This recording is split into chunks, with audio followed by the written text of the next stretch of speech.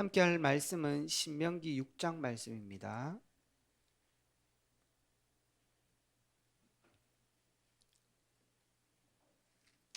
하나님 말씀 신명기 6장 4절에서 9절까지입니다. 다 같이 한번 합독하시겠습니다. 이스라엘아 들으라. 우리 하나님 여호와는 오직 유일한 여호와시니 너는 마음을 다하고 뜻을 다하고 힘을 다하여 내 하나님 여호와를 사랑하라. 오늘 내가 내게 명령하는 이 말씀을 너는 마음에 새기고 내 자녀에게 부지런히 가르치며 집에 앉았을 때든지 길에 갈 때든지 누워있을 때든지 일어날 때든지 이 말씀을 강론할 것이며 너는 또 그것을 내 손목에 메어 기호를 삼으며 내 미간에 붙여 표를 삼고 또 내 집 물설주와 바깥문에 기록할지니라. 아멘. 오늘 이 말씀 가지고 내 하나님 여호와를 사랑하라는 제목으로 오늘 나누기를 원합니다. 이번 주 우리 주신 말씀을 오늘 이 하나님이 약속하는 것처럼 붙잡고 누려야 될 것입니다. 복음을 확실히 알고 승리해야 될 성도, 그렇게 말씀하셨는데요. 정말 모세가 말한 것처럼 이번 한 주간에도 이 말씀을 붙잡고 마음에 새기고 어디에 가든지 묵상하고 또 모든 삶의 문제 속에서도 이 말씀으로 답을 얻는 그런 축복을 누릴 때 우리 모든 삶의 현장들이 승리하게 될 것입니다. 그래서 말세가 갈수록 어렵고 세상이 미혹하는데 특별히 교회까지 어려움을 당한다는 것입니다. 그래서 교회에 하나님께서 복음의 답을 주셨는데 교회조차도 그 문제의 진원지가 되어 있다는 거죠. 그러나 우리가 낙심하지 않아야 될 것은 그런 시대에 하나님이 오셔서 이 하나님의 복음을 완전하게 성취하셨다는 거예요. 그 십자가에서 우리 인생의 죄와 저주를 완전히 없애시고 우리를 죽음과 어둠에서 건져내시고 지옥의 나라에서 하나님의 나라로 옮기셨다는 것입니다.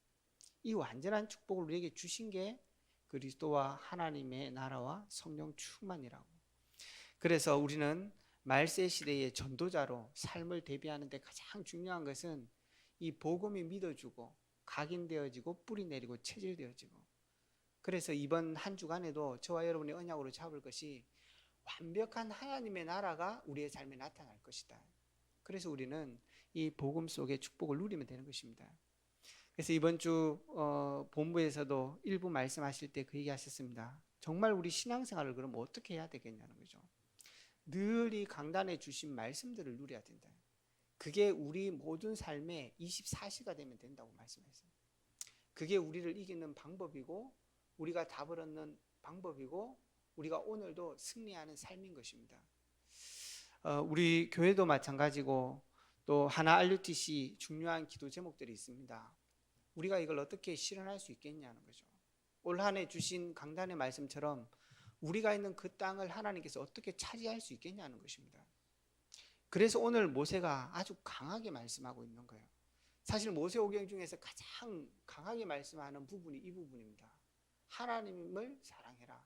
근데 다른 표현으로는 말씀을 각인하고 뿌리 내리고 체질하라는 것입니다. 그래서 우리는 이번 한 주간도 복음을 확실히 해야 돼요. 복음 안에 주신 축복을 확실하게 해야 되는 것입니다. 그걸 계속 누리는 게 24. 그러면 우리는 기다리는 게 있잖아요. 그게 하나님의 역사라고 말씀하셨어요. 25시. 그러니까 우리와 상관없이 문제와 사건 속에 하나님의 역사들이 있다는 것입니다. 그걸 보는 눈을 여는 거죠. 그래서 정말로 이번 한 주간에도 우리 모든 성도님들이 이 말씀을 붙잡고 24, 25. 그래서 기회가 딱 오면 영원한 작품을 남기는. 우리가 하나님이 영원하고 우리의 삶이 영원한 것은 하나님의 그 언약이 우리 삶에 있고 영원한 하나님의 나라가 우리 속에 있기 때문인 거죠. 거기 남는 건 하나밖에 없는 거예요. 모든 사람들의 영혼인 거죠. 그래서 전도가 그렇게 중요한 것입니다.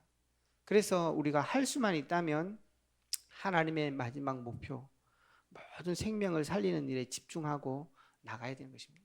그러면 우리의 삶을 통해서 RUTC의 축복, 우리의 현장이 정복되는 축복, 누리게 될 것입니다. 오늘 이 여호와를 사랑하라는 말씀을 붙잡으면서 서론에서 하나님께서 왜 이 말씀을 하시는가 기억을 해야 될 것입니다. 많은 것들 중에 왜 굳이 모세는 이 말씀을 하고 있습니까? 모세는 과거를 알고 미래를 이미 봤기 때문에 그래요. 애굽에서 이스라엘이 왜 종됐는가를 본 것입니다. 사람들이 아무리 성공하는 것 같아도 절대 실패할 수밖에 없는 게 인생인 거예요. 어제 진영 목사님도 새벽에 말씀하셨지만 절대 망할 수밖에 없는 인생. 사실 대학생들하고 그 얘기하면 마음에 안 드나 봐요. 왜 인간이 그러냐고. 나는 앞으로 잘할 거라고. 아마 그런 기대를 갖고 살겠지만 결국 지난주 목사님도 얘기하셨잖아요. 복음 없는 인생은 결국 멸망의 길을 갈 수밖에 없는 것이다. 그리로 가라는 얘기가 아니고 운명이 그런 것입니다. 하나님을 떠나 사단 가운데 잡혀있기 때문에 그런 거예요. 그래서 하나님께서 우리에게 복음을 주신 겁니다. 그래서 모세는 그 과거를 알고 있는 거예요. 그렇지만 미래도 알고 있잖아요. 가나안에 들어가서 그 땅을 정복할 미래를 모세는 보고 있는 것입니다. 그래서 오늘 가장 누리고 축복으로 해야 되는 게 뭐냐? 말씀인 거예요. 하나님을 깊이 사랑. 그는 말씀을 완전히 순종하고 믿고 간다는 얘기거든요. 그래서 영적인 치유를 하라는 것입니다. 하나님의 이 복음의 말씀으로 너희의 생명을 얻고 너희의 운명을 바꾸라는 것입니다. 이 하나님의 말씀 외에 복음 외에 우리를 바꿀 수 있는 것이 없는 거예요. 그리고 두 번째는 실제로 치유하라는 것입니다. 너희가 갖고 있는 지금 출애굽에서 해방됐기 때문에 문제가 해결된 게 아니잖아요. 복음 속에 있어야 되는 거거든요. 애굽에 있을 때도 가나안을 가서도 복음을 벗어나 있으면 그건 안 되는 거예요. 그걸 치유하고 정말로 하나님의 능력을 체험하라는 것입니다. 우리 모든 성도님들도 때로는 가정에 어려움과 문제 있을 것입니다. 그러나 하나님께서는 그것을 반드시 능력으로 축복하실 것입니다. 그래서 이스라엘 모세 바울 같은 경우에도 사역을 계속할 때 두란노에서 2년을 집중해서 사역합니다. 어떤 것에는 3주를 계속해서 사역하기도 하고, 그는 오래 했다는 얘기도 되지만 정말로 하나님의 능력 나타날 때까지. 이번 주도 우리 대학부 렘드하고 나누면서 우리의 많은 문제와 어려움들이 있을 거다. 그냥 두면 그냥 가는 거예요. 어느 날 되겠지? 안 됩니다. 정말로 그걸 도전해야 되는 것입니다. 내 무능, 내 고집대로 하는 것, 그걸 바꾸는 것은 하나님의 말씀으로 각인하는 거예요. 실제 그 부분들이 치유되는 축복들을 누려야 되는 것입니다. 그걸 알기 때문에 지금 이 복음을 완전히 각인하라고 합니다. 더 중요한 것은 그 말씀 속에 미래가 있는 거예요. 우리는 우리의 생각대로 계획대로 되면 되는 것 같잖아요. 아니에요. 우리 목사님 늘 얘기하시잖아요. 말씀 속에 미래가 있는 거예요. 우리 생각대로 잘 된다, 그게 되는 게 아니라고 말씀해요. 모세도 지금 그걸 알고 있는 거예요. 그러니까 강하게 얘기하고 있는 거예요. 그래서 이번 한 주간에도 정말 우리 모든 성도들이 복음을 각인, 뿌리, 체질, 누림으로 정말로 우리를 치유하고 승리하는 은혜가 있기를 바랍니다. 그러면 이런 응답들을 위해서 뭘 도대체 각인하라는 거냐는 거죠. 첫 번째는 모세가 각인했던 것입니다. 모세가 각인했던 것. 출애굽기 3장 18절에 하나님의 복음, 그걸 각인하라는 것입니다. 그리고 그 복음 안에 있는 신분과 권세, 하나님이 우리와 함께 하시고 하나님이 우리 삶에 역사하신다. 하나님께서 오늘도 저와 여러분의 삶에 앞서서 천군 천사를 보내시고 모든 것을 승리하도록 하신다고 말씀하셨습니다. 그래서 이번 강단에도 하나님께서 말씀을 붙잡을 때 보호하고 지키시고 역사하신다고 말씀하십니다. 이 그냥 말씀이 아니라 이스라엘 역사를 통해서, 그리고 우리 모든 성도들이 지금까지 삶을 통해서 체험해오고 그 말씀으로 각인하라는 것입니다. 모세도 그래서 호렙산에서 그것을 완전히 바꿨어요. 자기가 갖고 있던 생각, 마음 다 바꿨습니다. 착각하고 있던 거 다 내려놨습니다. 그리고 나서 출애굽에 들어가면서도 아직 남아 있어요. 그래가지고 십보라가 당신은 나의 피난편입니다. 다시 한번 각인시키잖아요. 그래가지고 완전히 복음으로 바꾸는 것입니다. 그래서 모든 일을 시작하기 전에도 다시 한번 각인해야 돼요. 그러니까 우리는 알고 있는 것 같지만 자꾸 우리 생각으로 가거든요. 그러니까 모세도 분명히 그렇게 생각하고 갔는데 길에 그런 거예요. 그래서 그 가정 전체가 다시 언약을 각인하는 시간들을 가지잖아요.